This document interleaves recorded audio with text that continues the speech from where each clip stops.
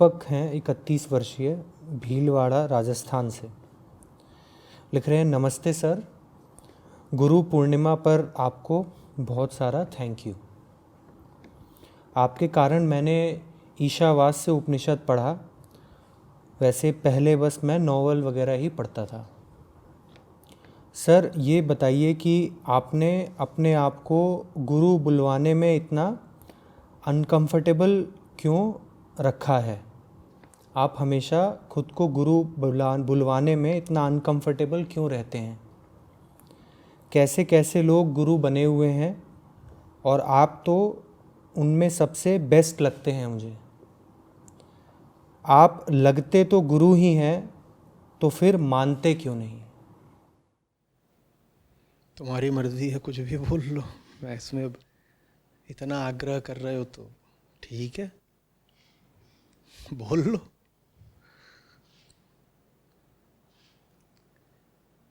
तुम एक नाम जोड़ करके अपने लिए सुविधा बना लेते हो।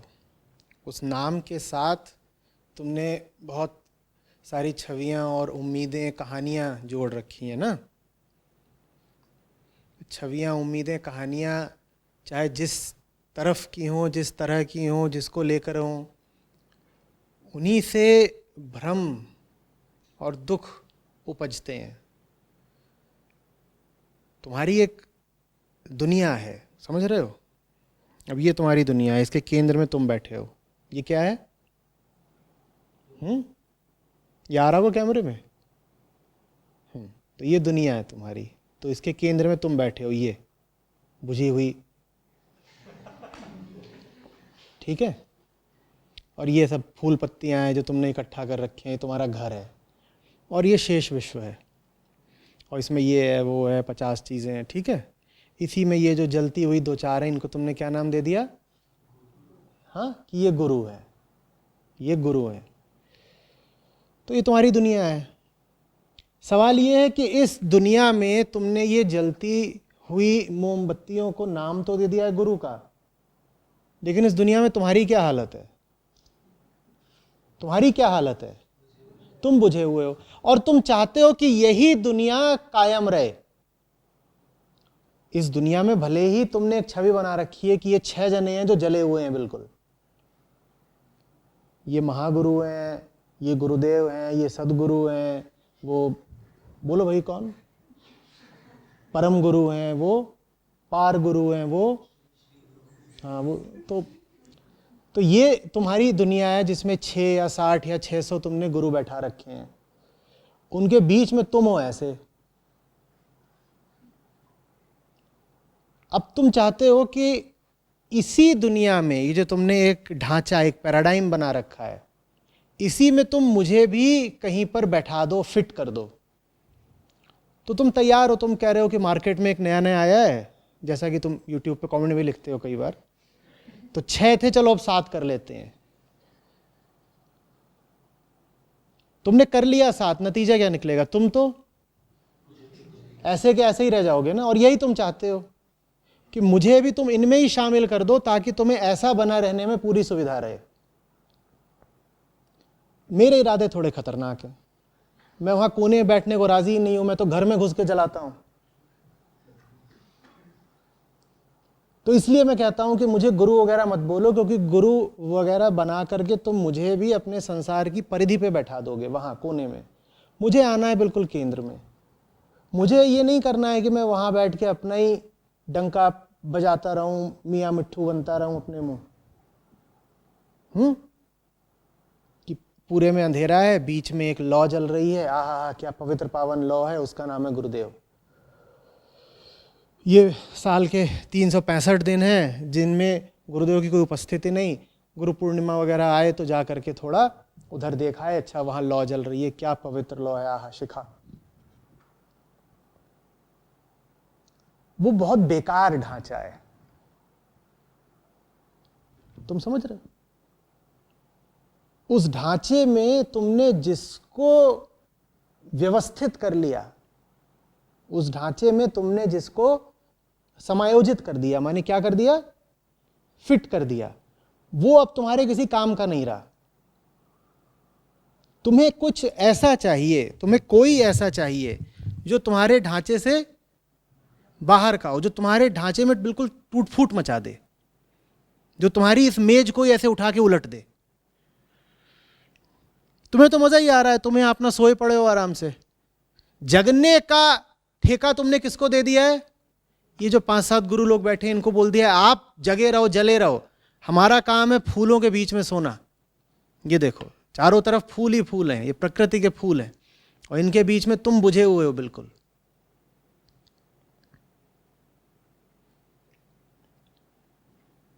तो अगर इन सबको तुम गुरु बोलते हो, और तुम इन्हीं को तो गुरु बोलते हो ना, तो मुझे इनकी निष्फलता में भागीदार नहीं होना। ये निष्फल गए हैं, ये व्यर्थ गए हैं, इसका प्रमाण क्या है बताओ? ये तुम्हारी ये हालत इस बात का प्रमाण है ना कि तुम्हारे ये जितने गुरु चल रहे हैं दुनिया में, ये सब तुम्हारे लिए व्यर्थ गए हैं। अगर इनमें कोई दम होता तो तुम ऐसे फूके हुए क्यों होते? और तुम मुझे इन्हीं की श्रेणी में रख देना चाहते हो क्योंकि तुम्हें ऐसा ही रहना है। मैं तुम्हें ऐसा रहने नहीं देना चाहता। तो ये अभी मेरे तुम्हारे बीच रशाकसी चल रही है। तुम मुझे गुरु बनाना चाहते हो, मैं बनना नहीं चाहता। तुम मुझे गुरु बना करके बिल्कुल कचड़ा कबाड़ कर देना चाहते हो। मैं कचड़ा कबाड़ हो गया तो मैं तुम्हारे काम का नहीं रहूंगा। तुम्हें बात समझ में नहीं आती। ये सब फिर पूछ रहा हूं, ये सब तुम्हारे काम के होते तो तुम्हारी ये हालत होती? तुम मुझे गुरु कह रहे हो, मैं पहला गुरु है क्या तुम्हारा? मैं पहला बंदा हूं क्या जिसको तुमने गुरु शब्द से नवाजा है?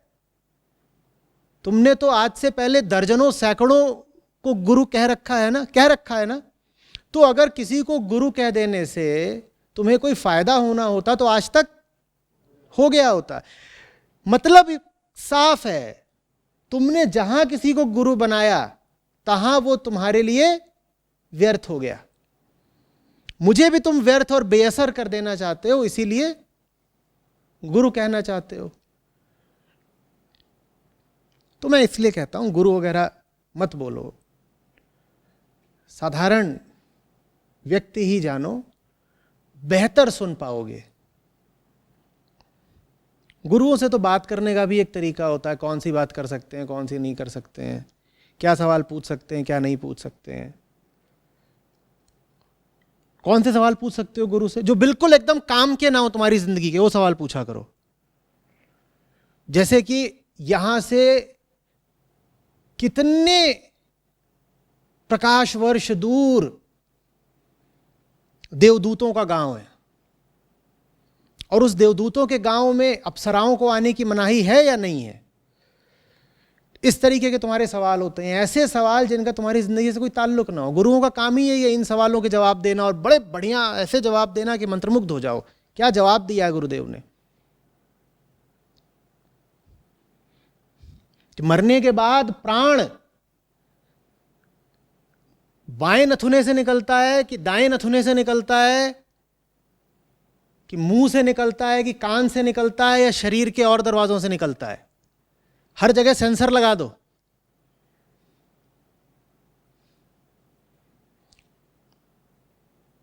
गजब। और इस तरह के विषयों पर गुरुदेव बिल्कुल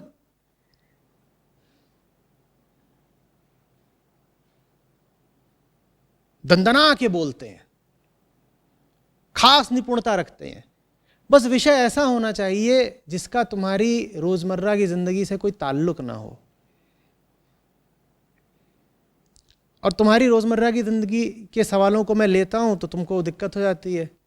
तुम कहते हो आप तो गुरु है ना, आप लोगों की टिप्पणियां आती हैं, उन्हीं से उद्धृत कर रहा हूं। आप तो गुरु है ना, तो वो रीना का और सिंपी का जो सवाल आया था वो आपने क्यों लिया? वो पूछ रही थी कि ब्रेकअप हो गया है, बॉयफ्रेंड याद करता होगा क्या? ये कोई सवाल है? आपको शोभा नहीं देता इस तरह के सवाल लेना। आप इन्हें दुत्कार दिया करिए। ये सब टिकटॉक वाले लड़के लड़कियां हैं, ये आपको ऐसे सवाल क्यों भेजते हैं फिजूल? और उन्होंने भेज भी दिए तो आप इनका जवाब क्यों देते हैं? नहीं, मैं इन सवालों का जवाब ना दूं, मैं तुम्हारे सवालों का जवाब दूं ना। और तुम्हारा सवाल क्या है कि मेरे भीतर से जो कमल खिल रहा है वो बताइए कब मेरा छप्पर फाड़ के बाहर आएगा? मैं इस सवाल का जवाब दूं। अरे वो टिकटॉक वाले होंगे, इंसान हैं कि नहीं है? और इसी देश के लड़के लड़कियां हैं, हमारी जिम्मेदारी है वो। अब उनके पास इसी तरह के सवाल होते हैं तो मैं क्या करूं? उन सबको ठुकरा दिया करूं कि मैं तुम्हारा कोई सवाल नहीं लूंगा? तो मैं कितने सवाल ठुकराऊं? और ये बात 18-20 साल वालों की नहीं है, यहां तो 38 साल वाले, 48 साल, 88 साल वाले भी आते हैं तो उनके पास सवाल यही होता है, वो वासना थोड़ा सा बताइएगा, सताती बहुत है। अब मैं कहूं नहीं, छी छी छी छी, गंदा सवाल, गंदा सवाल। मैं तो गुरु हूं ना, गुरु, और गुरु तो बस अच्छे अच्छे सवाल लेते हैं कि पंजीरी कैसे बनानी है,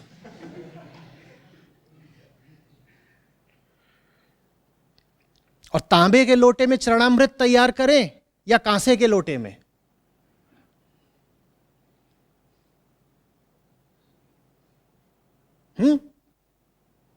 और पूर्णिमा है आज, तो पूर्णिमा के दिन किस दिशा को मुंह करके मूत्र त्याग करना चाहिए?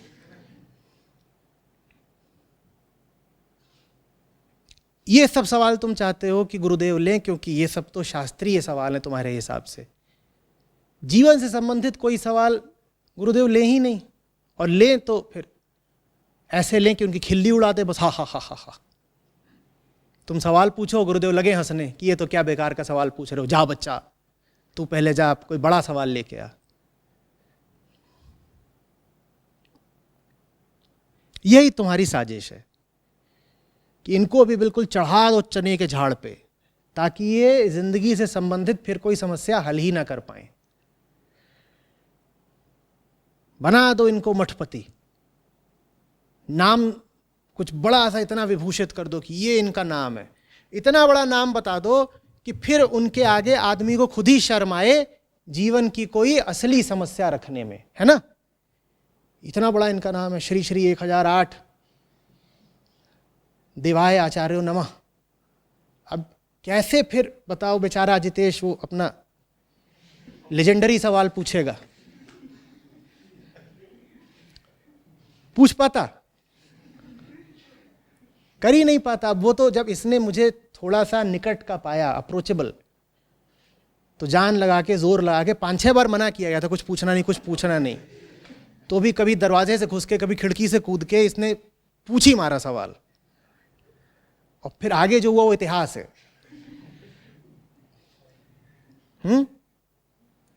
वो भी क्यों कर पाया? क्योंकि मैं कोई मुकुटधारी गुरु नहीं था। अभी मैं यहां बैठा होता 15-20 तरह की माला पहन करके और इतना बड़ा मुकुट लगा के, और इधर से 2 लोग चंवर ढल रहे होते और 2 इधर लगे होते और 5-7 इधर पाँव में लौट रहे होते। तो वो भी कहता कि नहीं नहीं, ये तो गुरुदेव हैं, यहाँ इस तरह की बातें थोड़ी ही करनी है।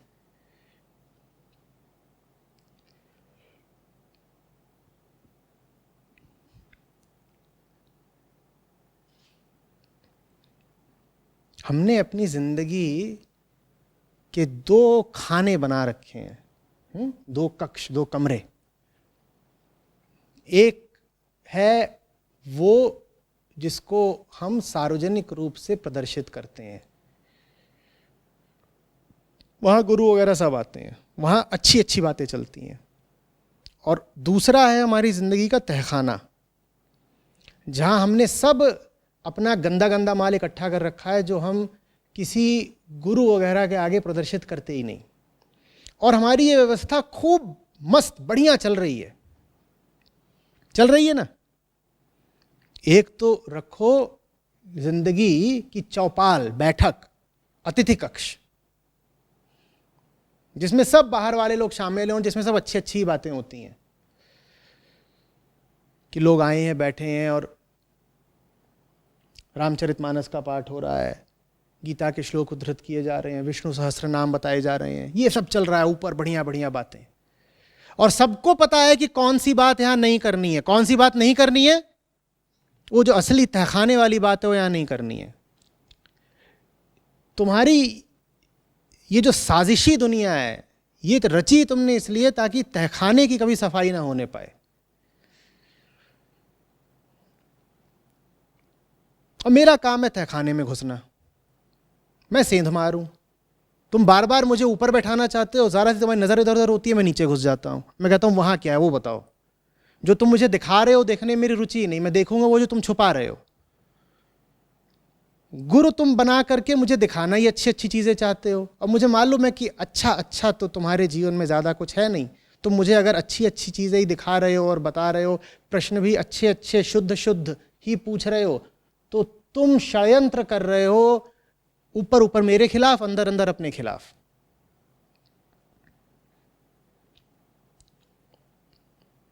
अगर अपनी बेहतरी चाहते हो तो वो तहखाना साफ करो, सारी गंदगी वहां जमा है, असली बातें करो।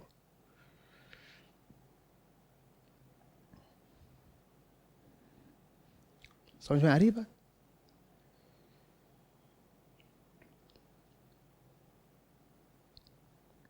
क्या ये कह सकते हैं कि जब हम किसी को गुरु बनाते हैं तो अपनी अच्छी अच्छी छवि तो उनके आगे प्रदर्शित करते ही बिल्कुल। हैं, उनसे ये भी अपेक्षा रहते हैं कि वो भी अच्छे अच्छे ही बने रहें।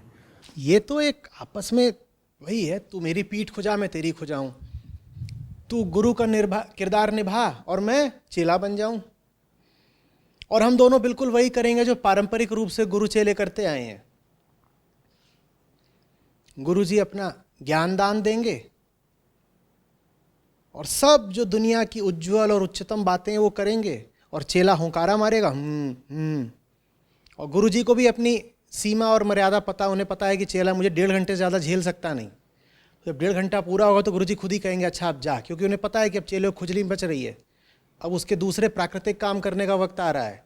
ज़्यादा अगर इसको रोका चेले को तो फिर गुरु की मर्यादा ही भंग करेगा ये, तो इसको उतना ही खींचो जितना चलेगा, इसको उतना ही श्लोक सुनाओ, उतना ही ज्ञान दो जितना ही बर्दाश्त करेगा, क्योंकि ज़िंदगी के हैं 2 हिस्से।